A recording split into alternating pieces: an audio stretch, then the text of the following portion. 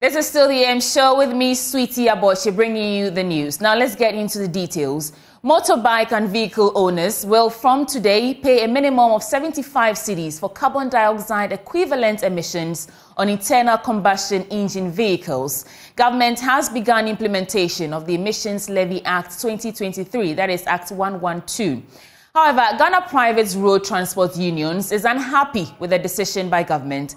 The group is already threatening to pass on costs to their passengers. Abochie Moro speaks for the GPRTU. Because we're already paying on the fuel we've been buying. We would have remind them on that. So this shows it's a deliberate tax. Either we are paying two taxes on one item, then we have to scrutinize the other taxes we are paying. Who knows? Maybe somewhere, hidden somewhere, we also pay another tax.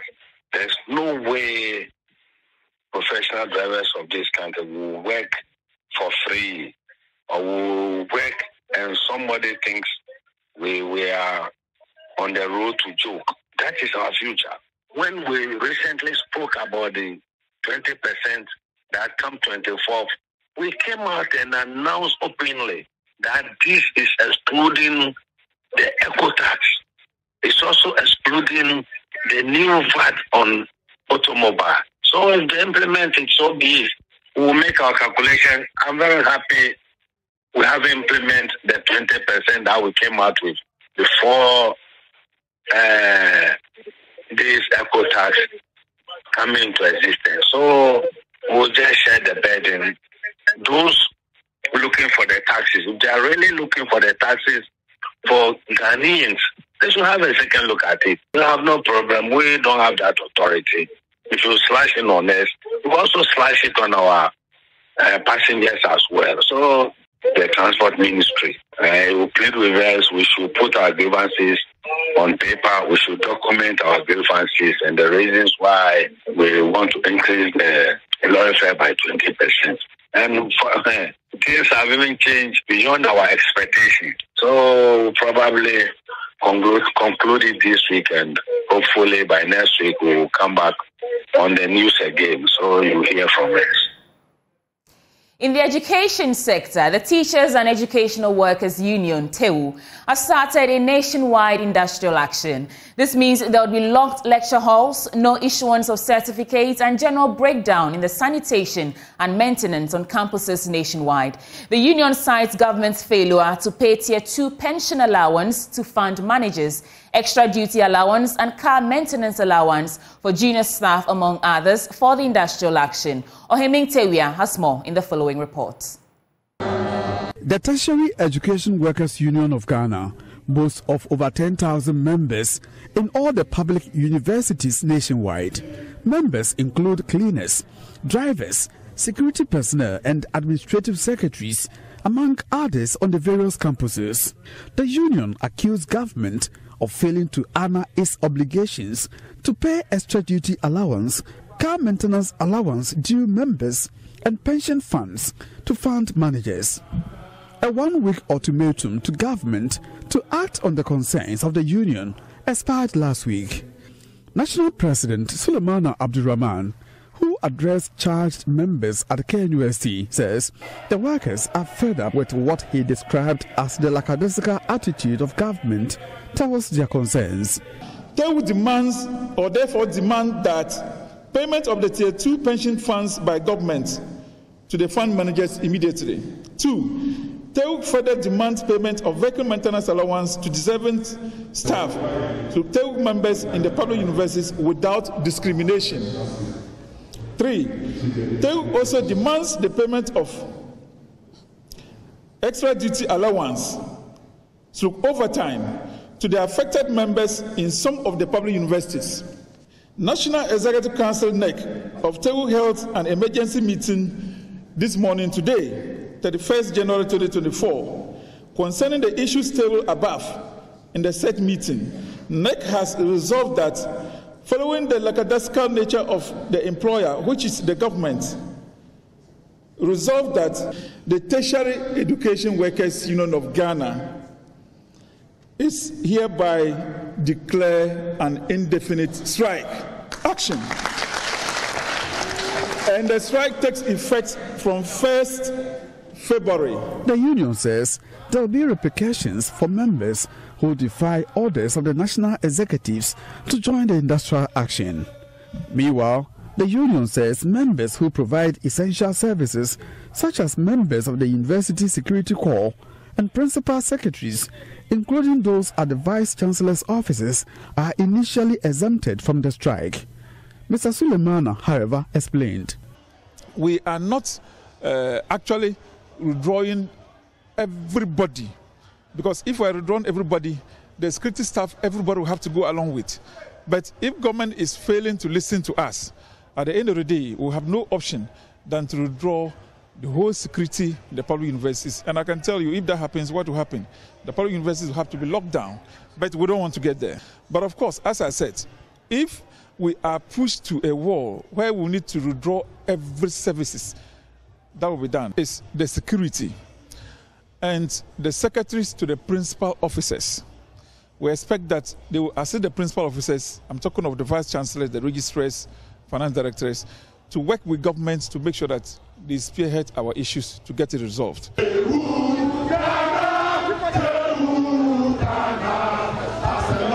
From Kumasi, for JoyNews, Ohimenteria reporting. Let's hope that they are not pushed to the wall to withdraw all services. Meanwhile, the Medical Laboratory Professional Workers Union, an essential healthcare service provider, is also threatening to lay down their tools over government's neglect to their demands for clearly defined conditions of service. The union says it is convinced that the posture of government shows that their services are unappreciated and undervalued. Dr. Franklin Amma is a national first vice chairman of the union.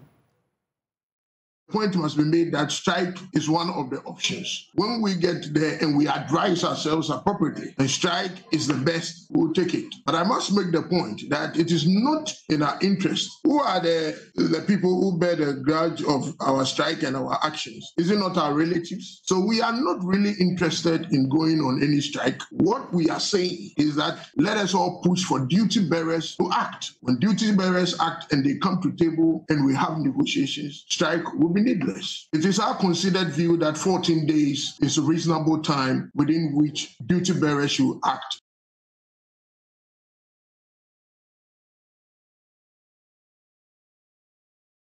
Now, Parliament's Public Accounts Committee has ordered the arrest of former head teacher of the Ahamanso LA Primary School in the OT region, Wisdom Patrick Krampa, for fraudulently paying himself over 72,000 cedis unearned salary. Mr. Krampa was cited in the Auditor General's report for validating himself for payment between 2018 and 2020 when he was not at post. James Aveji has a wrap of day 3 of the committee's sitting. Appearing before the Public Accounts Committee on day 3 of its sitting was the Ministry of Education led by the Deputy Minister, Gifty Chumampofo, in the case involving former head teacher of the Ahamanso LA Primary School in the OT region. The District Director of Education, Seth Seram Day, in his explanation to the committee revealed that Wisdom Patrick Krampa was a validator himself due to his status as a head teacher, connived with a circuit supervisor at the District Education Office between February 2018 to June 2020 to pay himself a total of 72,000 Ghana cedis. He said until recently, Mr. Krampa had been complying with their investigation, but in the last few days, he has refused to pick their calls. The invitation came, we invited him again to the regional office. He agreed to come and see us to make some romance so that he can start paying. Since 3 days ago, his 2 lines have been off. If you call, he will not respond. So that is where we are now. Thank you. So now his initial position that says that he did not receive any unearned salary has changed. Yes. He has now accepted that he received the salary. Yes. Good. He said Mr. Krampa has since resigned from the school to join the Youth Employment Agency as project supervisor. But he's no more at GES. He works with the Youth employment agency now. At Dambai. At Dambai. The regional office. Yes. Unhappy with the whole drama, the committee ordered an immediate arrest and prosecution of the former head teacher, Wisdom Patrick Krampa. I think this one, I will advise that as soon as we get back, let the police pick him. Thank you very much. Unless he ran away from Dambai. He cannot run away. Thank you very much, Mr. Chairman. He wants to prove difficult. Let the police pick him. Let them lock him. He should be bailed. Then the process will trigger from there. Thank you, Mr. Chairman. Look, it took 72,000, almost 73,000 Ghana cedis. Why? That's government money. Among several such infractions was a case involving the Echima Nwabeja Education Directorate. The committee has ordered officers to retrieve a total of 24,000 Ghana cedis and earned salaries paid to one former teacher, Abochie Da Costa, or get searcher to pay the monies themselves. Abochie Da Costa is in UK. We've been able to establish contact with him and negotiated a payment plan effective February 2024. Okay, Chairman, let me defer to you, except to say that the officer who validated him, if I were to make any suggestion, he should be held liable. Chairman, thank you. Thank you, Honorable Member. Is the security supervisor, is he aware of this unearned salary issue? As a matter of fact, he reported it to the office. He reported it to the office? He reported it to the office. No, but he was validating the person for 6 months. On what basis was he reporting, validating the person for 6 months, after 6 months, before reporting to the office? He found the money with 6 month installment. But if he failed to do, we'll have automatic searcher to trigger for the security supervisor to refund the money. In another interesting turn of event, when officers from the Ketu North Municipal Directorate appeared before the committee, Chairman James Kluchi-Aveji volunteered to pay 1,000 cedis on behalf of a former people teacher who, according to the officers, was out of job and could not pay the 989 cedis and earned salary leveled against him. He asked permission from the head to attend funeral. When he left, he was not coming, so the head waited for him for that month. He couldn't hear from him, so the second month, the head reported to the office and blocked his salary. But the month that he left, because the head wrote the date he asked permission, the auditors took it that because he left for funeral, that salary should not be paid to him. But they have validated him before he left. The validation was done middle way of the month before he left. Thank you. Anyway, fortunately, the amount is less than 1,000 Ghana cedis, so I'll pay that money as the MP for the area. Thank you for that. Uber fans. All right, so you are discharged. So you see me for 1,000 Ghana cedis for you to go and pay for that. He said he worked for several months and he was not paid. No, I'm not. I am paying for it, so that settles the matter. No. Meanwhile, Deputy Minister for Education, Gifty Chum Ampofo, assures measures have been put in place to resolve these issues. If it's a month or two, that one it could be pardonable. But for 6 months, 8 months, 1 year, 2 years, it's a very worrying issue. So, fortunately, Director General himself was here this morning, as well as the Director Internal Audit. We had a lot of discussions there, which very soon you could hear official statement from the ministry or from GES to ensure that we take tougher actions against the validators. It's just becoming too much.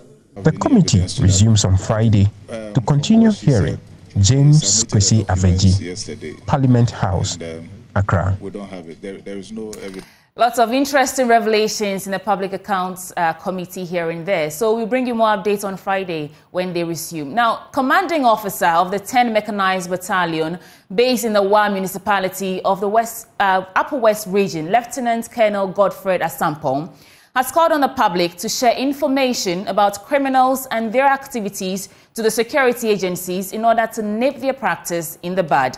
Rafiq Salam has more. The 10 Mechanized Battalion, in collaboration with the Wa Municipal Assembly and Waste Company, Zoom Lion Limited, organized a massive cleanup exercise across various locations in the Wa municipality. The cleanup initiative targeted key areas such as the Tendampa Primary School, the Wa Central Business District, and the Wa Slaughterhouse. This collaborative effort aimed at dispelling misconceptions about the military and fostering a sense of unity within the community. Saw over 200 military personnel, assembly members, workers of Waste Company, Zoom Lion, and residents of the various suburbs took part in the cleanup exercise. They ensured that refuse that are scattered in uncontrolled areas were gathered and burnt into ashes. Gutters that were soaked with solid waste and enveloped with dirty stagnant water that serves as breeding grounds for mosquitoes were also desalted. Commandant Officer of the 10 Mechanized Battalion, Lieutenant Colonel Godfred Asampong, further to light on the cleanup exercise. As part of our civic responsibility, and also to promote the civilian and military cooperation here in Wa, and also to contribute our quota to the cleanliness of the metropolis, we decided to organize this particular exercise. We could have stayed in our barracks to clean our own barracks without coming here, but we just want them to know that it's their personal responsibility to ensure that the environment is always clean, because they are staying in it.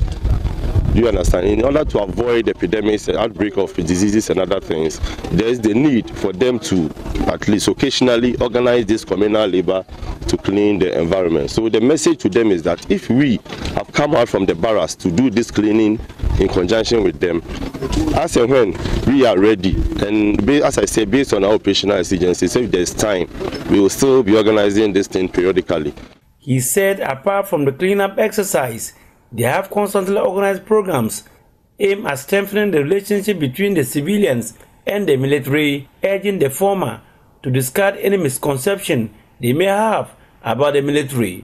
We conduct route marches and other things within the towns and markets. At times we organize programs in conjunction with the assembly to interact together to ensure that the military-civil cooperation will be improved. So the perception they have out there, they should just erase them, because as I said, the military, we are your friends, we are the same people as you. Without the uniform, we work together, nobody will be able to know whether I'm a military man or I'm a civilian. It's the uniform that differentiates us. So they should just relax. We are in election year. They should know that we are here to ensure that they live peacefully.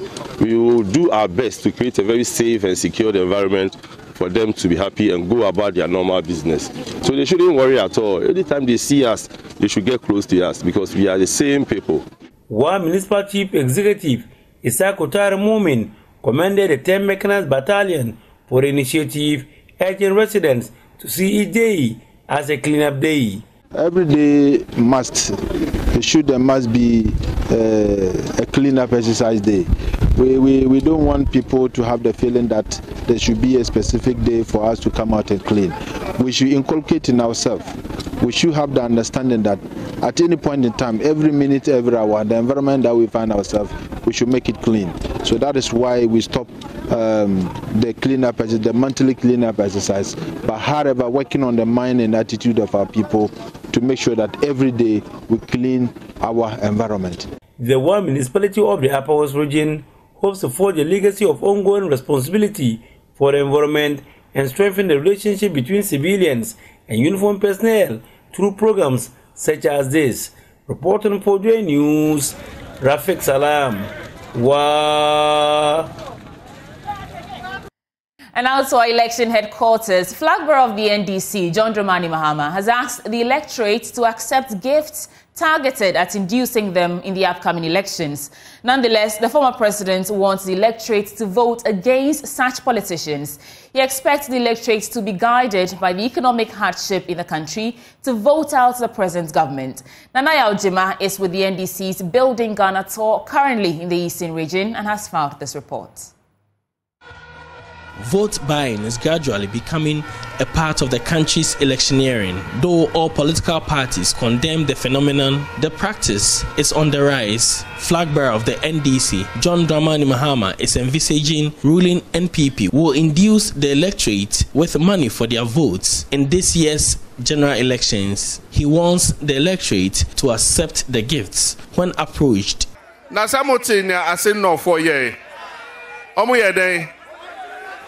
Omo jisikano eno omo yeden eno omo to omo abase na omo pese omo to no.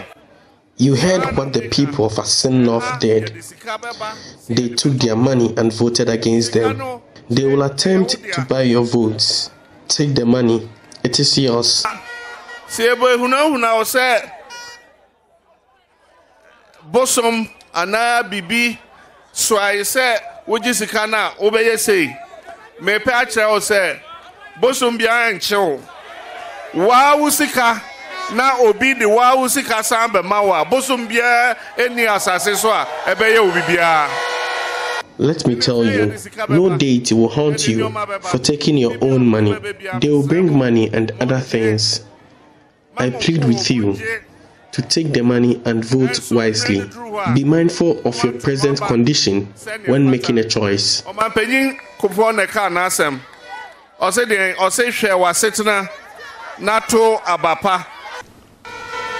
The electorate are being encouraged to be mindful of the present economic condition in making a choice. He says the NPP, who tagged his government as incompetent, has done less to improve the well-being of the people.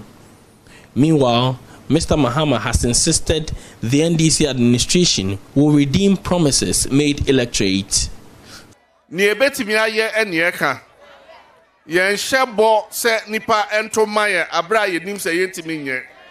We promise and deliver.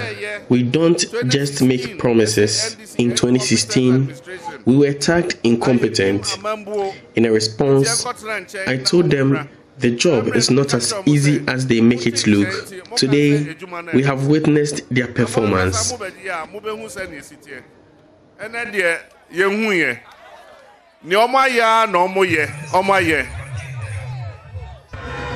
JoyNews, Nanaya Ojima reporting.